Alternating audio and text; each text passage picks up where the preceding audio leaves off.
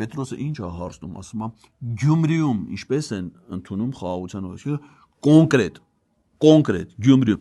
Հիմա քանի որ դու Գյումրիից ես գալի, դու պիտի ավելի կոնկրետ ասես, ըստ թաղամասերի։ Ասենք Գյումրի որ թաղամասում են խաղաղություն ուզում, որտեղ են պատերազմ ուզում։ Ասենք օրինակ Թուրքի մայլեն։ Ընդ ինչ վիճակ է։ Խաղաղության օրակարգը Թուրքի մայլեն ո՞նց է ընկալում։ Կամ այն բանը միած կոմբինատը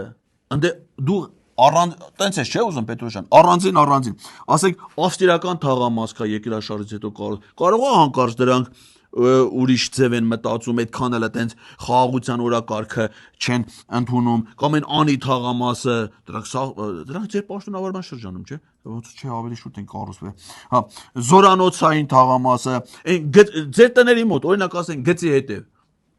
Ընդ ոնց է ընկալումները ոնց է խաղաղության